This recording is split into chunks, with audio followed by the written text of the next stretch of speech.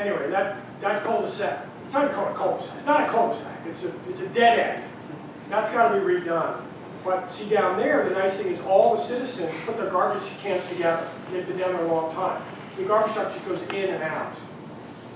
The street is destroyed where they pick up the garbage, but you know, if it's somebody new and they put it on this side and the other guy put it over there, the garbage, that's going to be an interesting way to try to figure out. And that's why I want to get the garbage company involved as well. That's the one, the main ones. Other ones are loops, but we'll see how the design comes out. So the garbage truck is currently driving in and backing out? Yeah, because all the citizens have agreed in the cul-de-sac to put it in front of one house, and it's on the right-hand side. Because the people who were there, they were there forever, and so they all uniformly put them next to each other. So the garbage truck didn't have to get here, here, here, and here, just did one and out. But we can't bank on that. That's not, we can't design for that. We got to design for that. Now the other thing is the calendar before had this thing in June. If you had the old maps, it was June. So we've moved this up 3 months. The reason why we moved it, or why we really, and they did a great job of really tightening this thing down. Because for us, it deals with the financing. We got to get the financing squared away, and the financing happens as close to February as you can. And so that's really what's driving. I mean, obviously we want the road sooner rather than later, but the financing mechanism says March is the optimal time. And so, I appreciate everybody who worked hard to collapse this back. That's where the March date comes from. It's a financing point. It's about financing. And so part of the interesting thing of this job is juggling all the requirements on the financing side and issuance and all of that, those calendars with the construction calendars and mating the two. That's interesting. Okay, what else is there? Question for you. So when they give us a preliminary design, is there a meeting, it had already passed that month, are we just going to call a meeting for specifically that? Is that how it works? I mean, that's a good question, because that was a question I had for everyone, which is how involved do you want to be? If it's only a couple, then it's not quorum.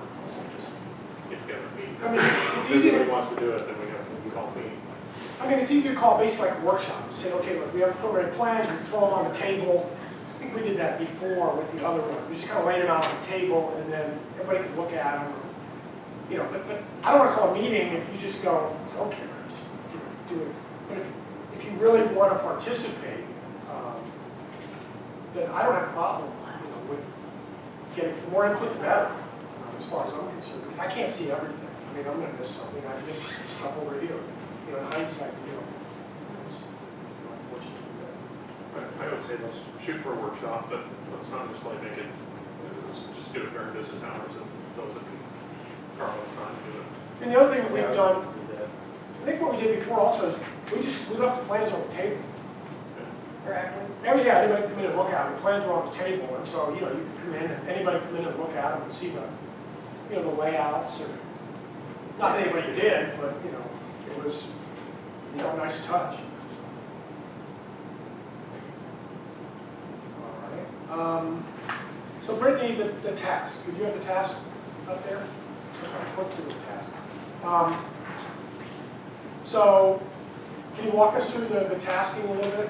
Sure. So phase 3, task 1, this is what you think of when you think of civil engineering design. This includes our site visits, it includes coordination, getting the concrete pavement section drawn in.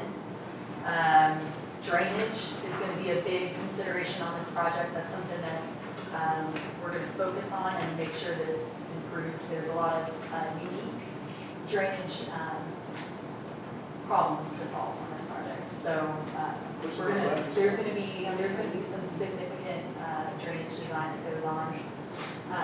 Let's see, coordination with franchise utilities. We'll prepare some exhibits in order to get ahead of things. So if there's any relocations that need to happen, we'll prepare the exhibits and send them and notify those companies like CoServe or any of your franchise utilities, just letting them know, hey, this is happening, give them something to review. And so if there's any conflicts, we can take that on earlier rather than later. For this task includes preparing the plans. So doing all the design in AutoCAD, producing the plans, publishing the plans, and then also preparing both a preliminary opinion of probable cost and a final opinion of probable cost, construction cost. And then this task also includes preparing the contract documents and specifications, and that's a requirement in order to publicly bid the project. Now, Brittany, on the survey, we're gonna get some layers or GIS or something for us, right? Absolutely. So what they do is they send all of the points that they shoot. They take those points and they create what's called a surface. So that gives us our topo or our existing contours. And they put symbols where they shot a manhole, or they put symbols for valves and fire hydrants. And what they do is they produce CAD file and they also produce PDF drawings. Okay. So we will submit that to you. Okay. And that is what we use to go and walk our survey. Because we have some GIS people in town that do GIS stuff for us. Yes. So that is not only for your own engineering, but we'll actually get those Yeah, files and for I our. will, absolutely. I'll submit the CAD files, and your GIS people probably know that you can convert those from CAD into GIS shape files. So that's something that we will provide to you. They did request some permanent markers, so benchmarks. Oh, yeah, absolutely. I don't know if they're putting it in though, right? Are they Not yet, but they will. permanent? Yeah, they will. So during at some point, they'll put in some permanent benchmarks for us to be able to Yes, sir. reference. Okay. I don't know exactly what that means, but my CAD people were telling me, ask them to do that so we can just get the rotations right. Yeah, that's standard for Okay. them to set benchmarks. Okay, great. Okay, so that is task one. Task two is what's required in order to put this thing out on the public market. So that's holding the pre-bid meeting, advertising it in your paper of record and also on a website called CivCast. And that's, papers are a little old school now. Most contractors search for jobs online. And so this is one that we are really comfortable using and we've used for several years on all of our municipal projects. So that's CivCast. The bid opening, we will attend, we will tabulate all of the bids, and you'll have all the unit prices for all of the different bid items, and then we'll average that out so that you know what the average bid price is. That's just something that it's good for your next project that comes along, you have a baseline on what it cost in 2020 to do. And then we will, once you award the contract to a contractor, we will do all the administrative stuff to get the contracts ready for execution. So letting them know where they need to sign. I'll come back to you guys and let you know exactly where you guys need to sign, and then hold the pre-construction meeting. So none of the documents that you're going to bring out, they're all going to be standard IEEE, whatever you say. Yeah, I'm not So sure. the attorneys don't have to review this. This is all right. Correct. So what the contract documents that we use, and we do this in the city of Princeton for every municipal project that we have, it's the EJCDC standard contracts. And what it is it's a template, and they give you a couple of different scenarios. So do you just want to bid out a project based on low price? Do you want to do price plus time? And it's kind of if then, if this, do this type of format. So it's very laid out, there's very detailed instructions. And again, we use these contracts on every project that we do. So we're familiar with them, and it's not something that you typically, or that our other clients have typically given to their attorneys, because it's already been vetted by this joint council. You don't remember Andy looking at our stuff, do you? I think we sent it to them, but I don't think we were looking for his approval, or I think it was just hey, we're entering into a contract. I don't remember. A very large one, giving and us I want to be anything. aware of it. Yeah, I don't remember. I don't think we've got his feedback. I think we're just open door right here. Here's the preliminary contract. Right? And if we don't say anything, it's going to be low bid. I think that's what we end up doing on I know there's conditions you can put on it, it gets Right. very Low icky. bid, we typically, very, very rarely do we veer off of the low bid because it does add a lot of tricky situations if you don't do it just right. And I would recommend if we end up going a different route, then I would probably recommend That's gotta that go you to would the want. attorney. Yes. So, With the bidding process, they're following our timeline. So someone who wins the bid, the low bid or whoever it is, they can't come in and say, okay, but now I can't start till September. Are they on, or if they're So- bidding, they know we want to start in March? right, so what we'll do is in the contracts, there's a clause that says you have X amount of days after the notice to proceed to begin work. And then also in the contracts, they designate a number of days, and we can put a max limit on that. We've done that before in other contracts, and so typically they will give you that max day, say 200 days, they'll put that in there. But then they're tied to that number of days, and if they exceed that, then you are allowed to charge what's called liquidated damages. And that's a set number, say $500 a day, every day they exceed, unless they have some amendment or change order that's been approved, then they will be tied to that. Yeah, I mean, I know that when we did the roads over here, our fear was that because Little Elm was blowing and going, and this is 2014, there was a lot of stuff. And our fear was that it was a small job.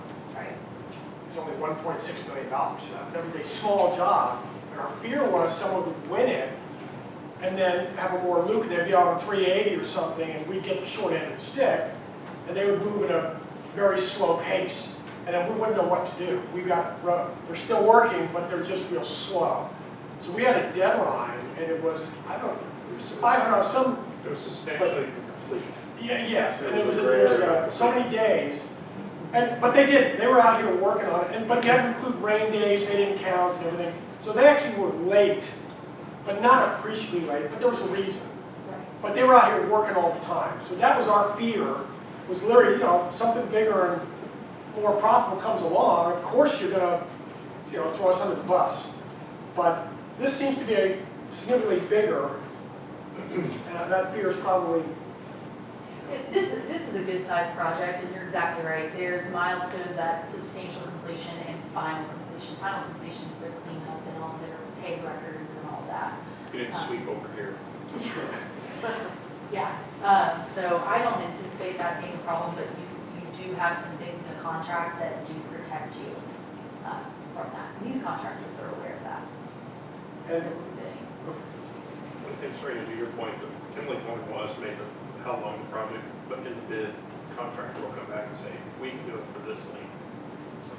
I didn't mean length as much as I meant their start date. Like, could they win the bid and then say, okay, but I can't start for another 6 months? No, that's part of the contract, they have to mobilize. that was the mobilization stuff. And then we started dealing with them, you know, like letting them use the land over here and stuff. So we started, once we knew who it was, we were able to, Work with them a little bit. yeah, we do a little tweaking on the project. Right. We are, we're moving on. So that is the engineering task. And again, to repeat myself, part of the deal with trying to accelerate the schedule was we've got to accelerate the tasking. So the task is 200, or 268. 268. What's to round it up? Okay.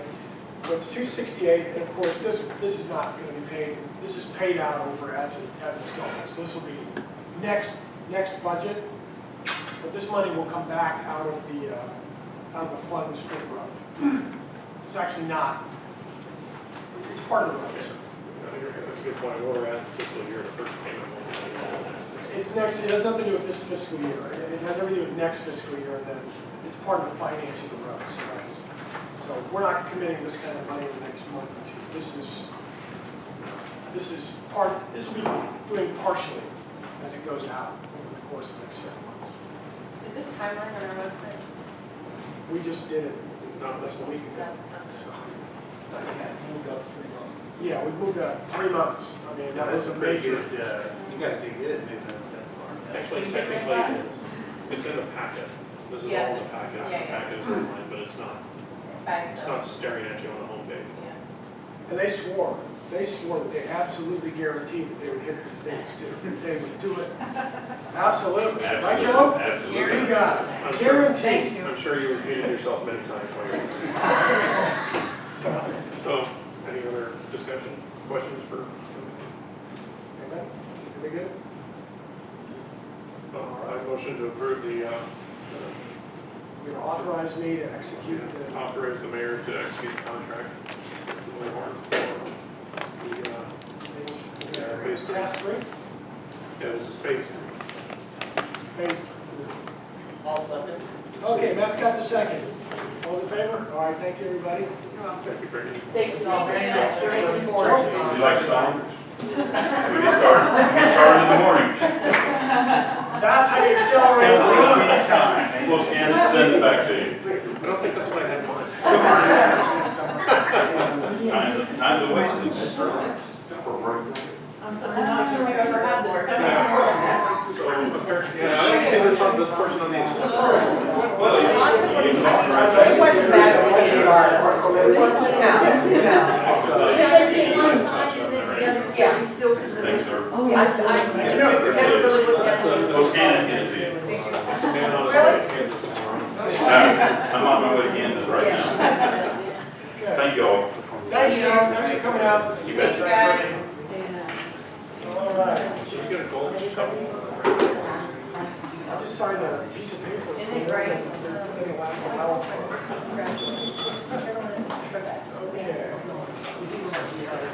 This is good news. This is good news for everybody. This is good news. All right, next up. Discussion of water operations. Okay, so. All right, so what's happened with the water system? Well, the good news is about 11 o'clock last night I was here and actually the wells were off. Tanks were full, wells were off. We're doing great. I mean, the wells are running fine. Last year, Daryl knows, he was here with me, we would run 2 or 3 days straight before the wells would turn off with the water because we had problems with the wells. They were only putting about 140 gallons a minute. People were watering like crazy. It was hot, and we were just running 18, 20 hours a day with the wells. So right now, we've had the 100-degree days. We're running about 9 hours a day. The wells, all 3 are operating perfectly. They're putting out 200 gallons a minute, just like they're supposed to. We're doing great. I mean, the tanks, right, if you go out there right now, the tanks are full. On summer operations, so we've raised the electrodes, and the tanks are all doing well. So everything looks good. Here is the latest numbers. If you'd like to look at these. So what this is, so if you look at our where we're at year to date on our billings, this shows that we're almost exactly on the money with where we were a year ago. We're a little bit low. We're about 2% down on the water. So we billed out about 114,000. Last year, same billing, we had 116. So this is after 10 months. So we're slightly behind. We're 1% ahead on the sewer and the water. As you can see, the tax, and that's because those are fixed. So 1% for us means 2 new houses. That's what this is. We've got a couple houses that have come online this year. And so since the sewer rates are fixed, that's the increase. So basically we are pretty much, right on the money with where we were last year. And last year, the thing was, when we had all the well problems, people didn't use less water. They just switched around the timing. So it didn't save us any water. Everybody kept using the amount of water. They just ran longer. So if I made you do it only 3 days a week, they ran it twice as long. So we didn't save any water. That's why the wells were running 20 hours a day. I'm right here at 10 o'clock at night looking at that dial. Looking at the thing at 8 feet going, okay, I hope it gets higher. Anyway, that's where we're at. If you look at July, to the thing at the bottom of the page is the July billing. And that's just to give you an idea that you can see water's slightly lower than what we did last year in July. But if you look, if you take 2 months of water billing, 19 and 19, that's about 38,000. We're up at 114 now. If you add that, that's 152. You can see we're right on the budget. If you take the sewer, you add 9 and 9 again. We're a little high on the sewer. We're going to be about 114 or 115. Budget was 106. And the 115 is the right number, but we haven't had many rent houses. The houses are, we're kind of having 100% utilization this year. We've got a couple new houses, and the houses have been vacant. So we're getting basically sewer revenue from every house the whole year. You know, it works out to be almost 100%, you know, capacity. The trash is doing fine. It's if you add 42, you know, about another 8,000, we're going to be almost right on 50,000. So budget-wise for the 19 budget, everything utility funds, we are right on track. And the water system is operating perfectly. The sewer system is operating absolutely on the money. There's no reason to have any, I wouldn't expect any problems with water restrictions or anything. The even odd is to just kind of even out the load a little bit, get rid of the spikes, but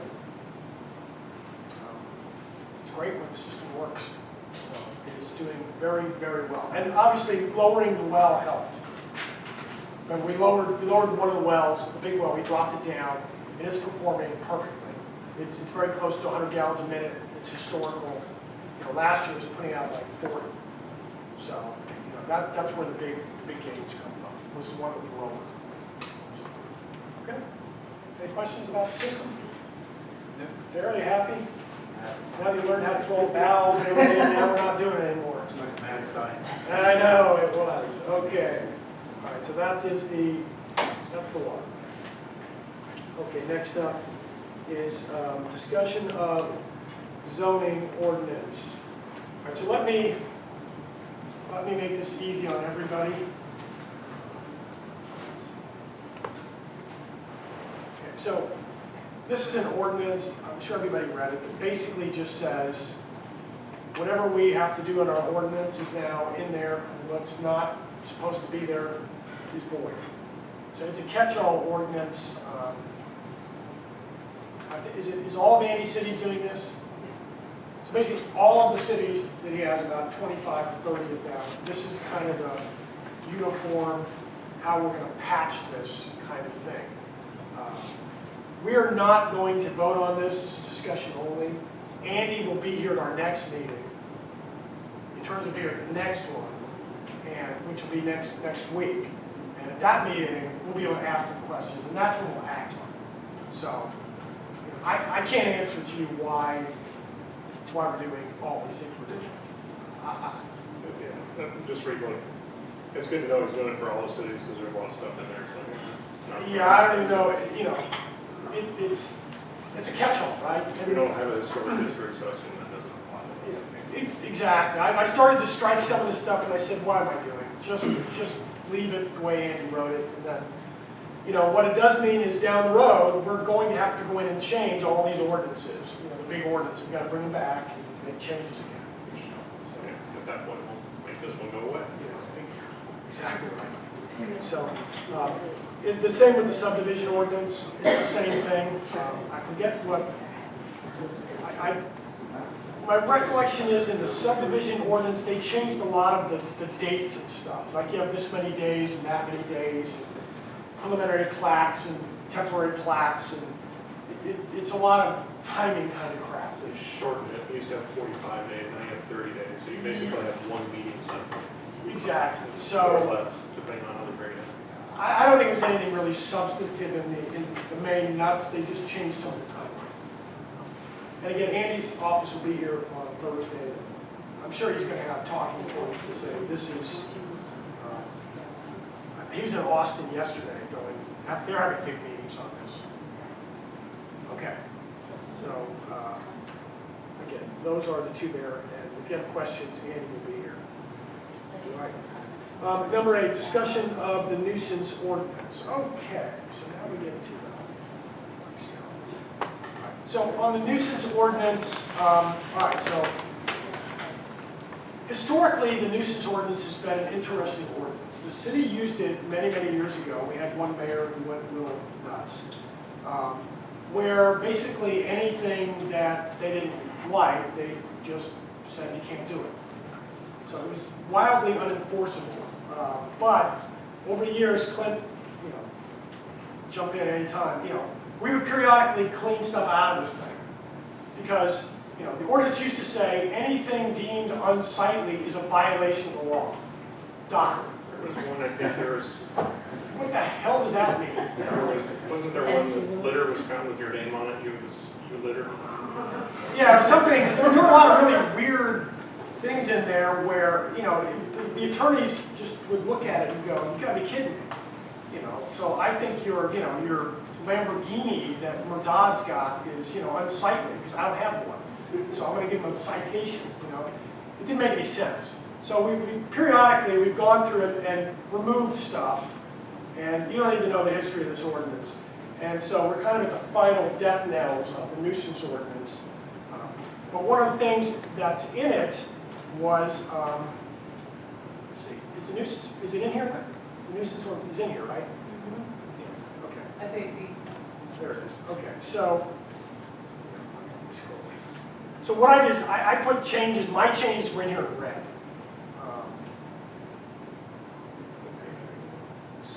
Let's see, so where's the, okay, so for instance, so in section builder developer, for some reason Paul had this issue with thinking that builders were going to burn their trash next to their new house they're building. I don't know where that came from. Maybe it happened in the 70s. I don't know. But there was all these prohibitions against builders burning when they're building a house. Well, you can't do that anyway. That's in the fire code.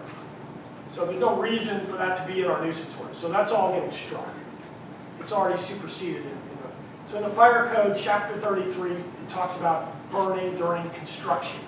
And you can't burn when you're doing construction. So that's kind of there. In section 2.5,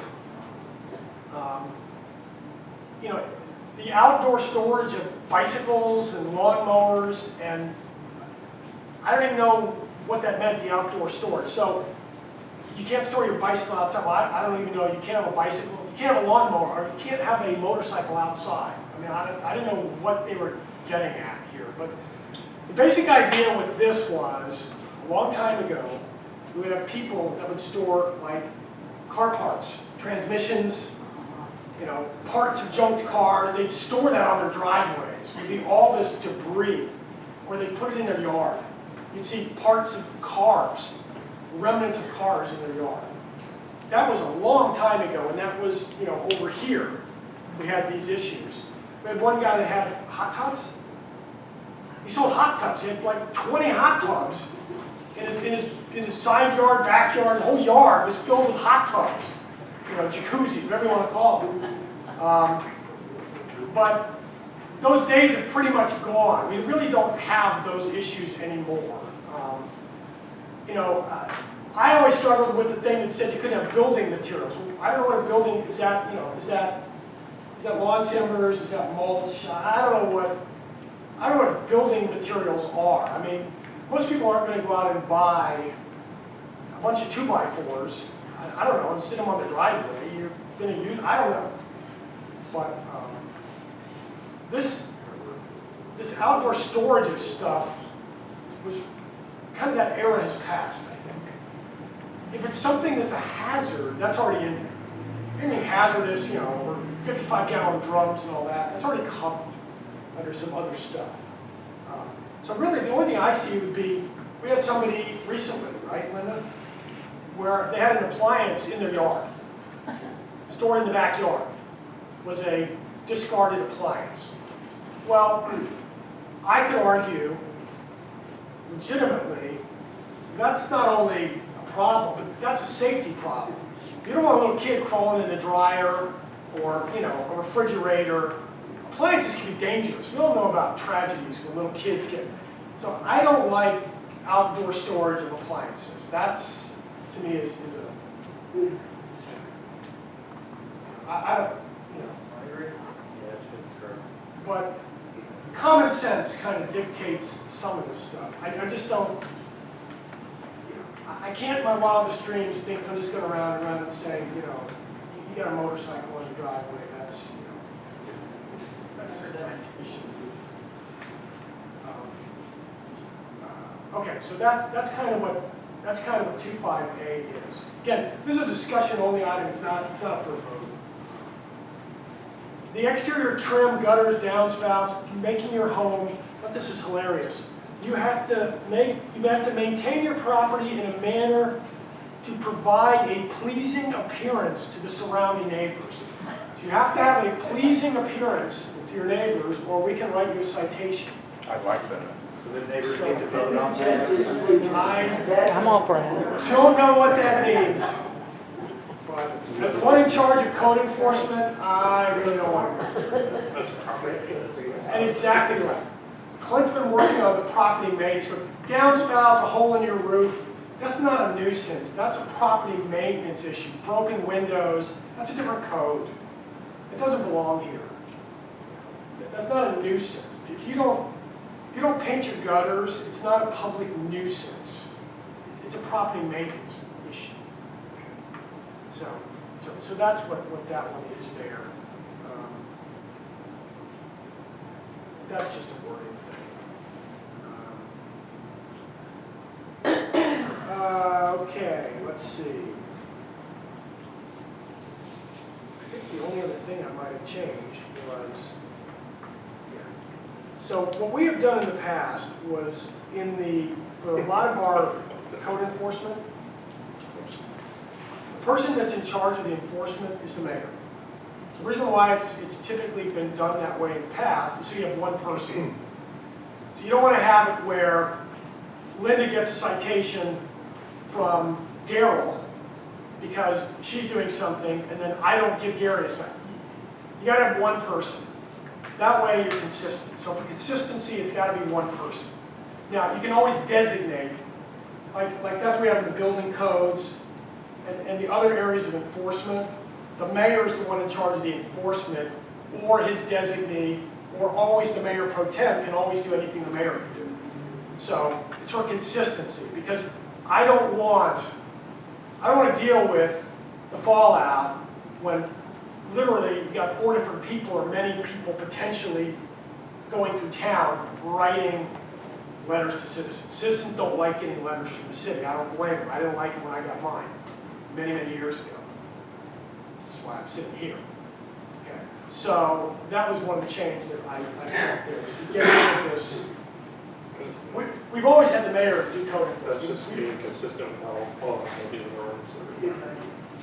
rooms. That's just consistent, exactly. So then you need to change that to section 3. I think section 3, I think I missed that, you're right. Yeah, section 3, I can make that change. So that's really, so at the end, the nuisance ordinance is shrinking and shrinking and shrinking.